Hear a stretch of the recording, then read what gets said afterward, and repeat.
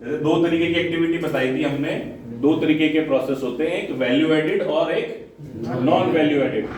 तो जो value added operations हैं पूरे प्रोसेस के अंदर सिर्फ 15% है, बाकी जो 85% है वो क्या है, सारे नॉन वैल्यू एडेड, जिसका कस्टमर हमें पैसा नहीं देता। वैल्यू एडेड ऑपरेशन क्या है, जिसका कस्टमर हमें पैसा देता है या जिससे कोई वैल्यू ऐड हो रही है प्रोडक्ट के अंदर।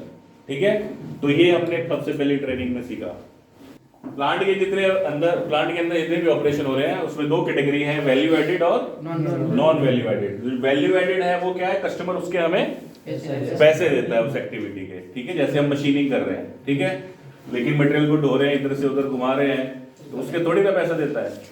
तो जो नॉन वैल्यू एडेड एक्टिविटी है उनको हमने फर्दर दो में डिवाइड किया था।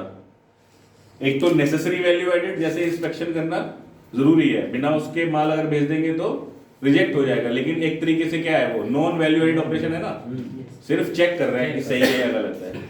ठीक है, लेकिन माल को इधर से उधर घुमाना, वेट करना, ये सब क्या है, बिल्कुल non essential non value added activity है।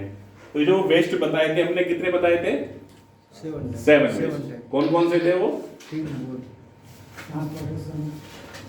हाँ जी बताओ। पहला क्या था, ट्रांसपोर्टेशन, दूसरा क्या था, और क्या था, मूवमेंट या मोशन, उसके बाद वेटिंग, उसके बाद ओवर आउटपुट, उसके बाद ओवर ऑपरेशन, उसके बाद डिफेक्ट्स। ठीक है, तो हम एक वीडियो अभी देखेंगे। तो मोटे तौर पे जो इससे फायदे होंगे, शॉर्ट फॉर्म से क्या रहता है, हमें याद रहते हैं। तो 7 बेनिफिट होंगे, नोट करेंगे हम सब। उसको क्या बोलते हैं हम, PQCDSME। जो आपने ये सारी चीजें बताई या हमने इधर साइड में लिखी हुई है, उनको अगर शॉर्ट फॉर्म में, शॉर्ट फॉर्म से क्या चीजें रहती हैं, याद रहती है।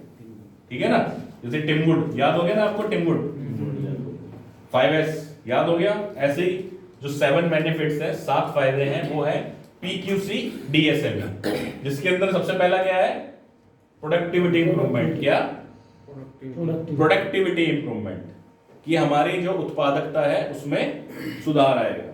उसके बाद क्या है जी, क्वालिटी इंप्रूवमेंट, कि जो हमारा प्रोडक्ट है उसकी क्वालिटी इंप्रूव होगी। देन उसके बाद क्या है, कॉस्ट रिडक्शन। ठीक है जी, मैन्युफैक्चरिंग कॉस्ट रिडक्शन होगी या नहीं होगी। उसके बाद क्या है, डिलीवरी। कस्टमर को क्या चाहिए, delivery, on time delivery.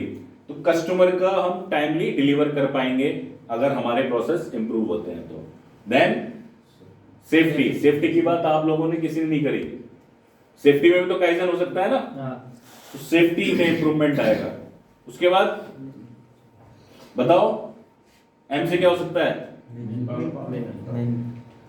Morale. ठीक है, जो मनोबल है, अगर रोजाना हम कुछ ना कुछ इंप्रूवमेंट कर रहे हैं तो खुद एनर्जी रहती है ना अंदर कि हाँ यार ये किसने लगवाए हैं, ये किसने लगवाए हैं, ये किसने लगवाए।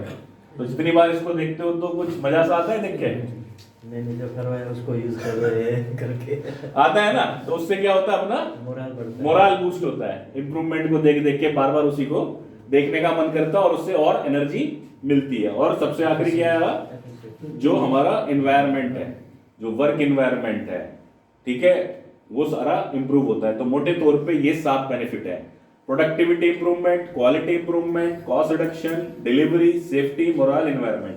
अब इसमें से कस्टमर को क्या चाहिए,